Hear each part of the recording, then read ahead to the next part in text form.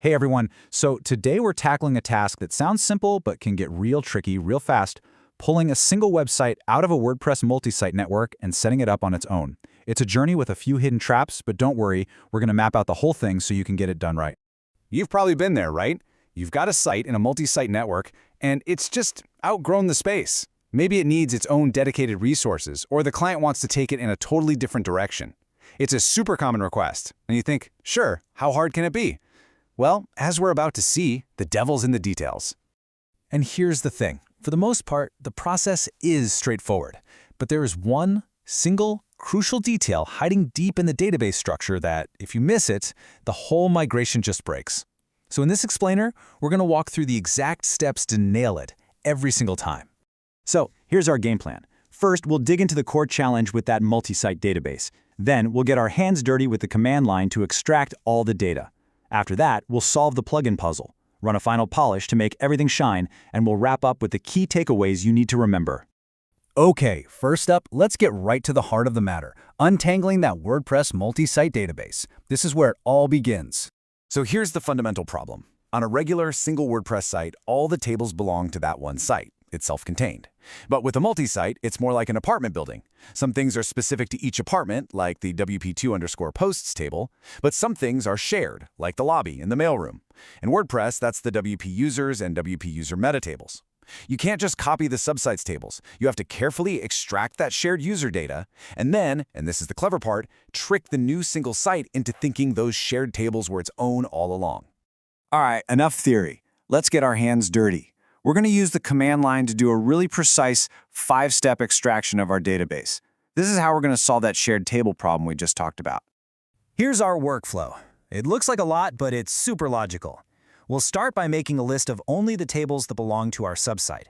Then we'll add those crucial user tables to our list. After that, we'll export each table one by one, combine all those files into one big one, and finally, the magic step, we'll update the table names inside that file. Let's break down each command. First up, we're telling the system, hey, list every single database table you've got. Then we use that pipe symbol to send that huge list over to grep, and we tell grep, I only want the lines that start with my subsite's prefix. In this case, WP_QN_2. This neatly filters everything out, giving us a clean list of just our subsite's tables, which we save to a text file. Pretty slick. But wait, we can't forget the users. That first command was great, but it only grabbed the site-specific stuff. So now we have to manually add those global user tables, WPQN users and WPQN user meta, to our list. This is a super important step. It's what makes sure all the user accounts actually come along for the ride. Now that our complete list is ready, this little loop is like a tiny robot worker. It reads our text file, one line at a time, and for each table name it finds, it runs a WP-DB export. The result? A whole bunch of separate SQL files, one for every single table. It's a really clean and organized way to pull all the data out. This next step is my favorite, just because of how simple it is. The cat command just takes all those little SQL files we just made and basically glues them all together, end to end, into one big master file. We'll call it combine.sql. This is going to make importing it on the new site a piece of cake. And here it is, the magic trick I was talking about at the beginning. We use this command set to go inside our big SQL file and do a find and replace. We're telling it to find the old global table names like WP_QN users and replace them with the new site-specific name, WP_QN_2 users. This is what makes those shared global tables look like they were local tables all along. This one command is what makes the whole migration work. Awesome. Our database is prepped and ready to go. But a website is more than just data, right? We need its features, its functionality. So it's time to solve the plugin puzzle.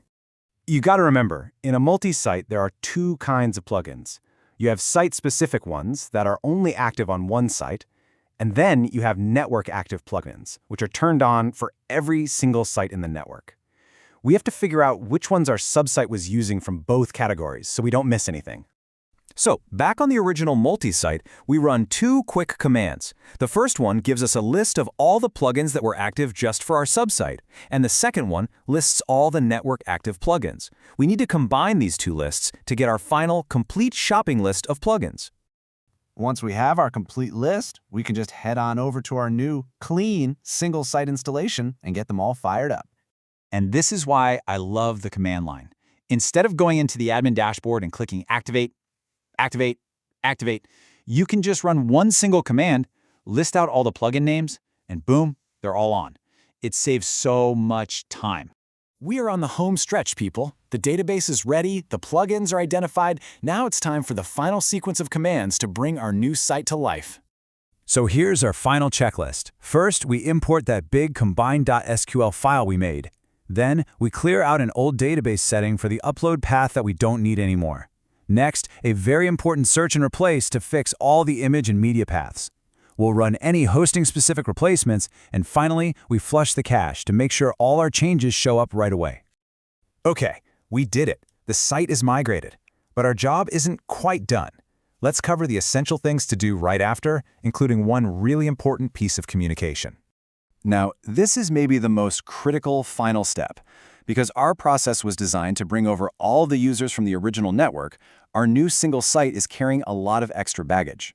You absolutely have to tell the site owner that they need to go in and delete any users, plugins, or themes that don't belong on this new site. This isn't just about being tidy, it's a huge security step.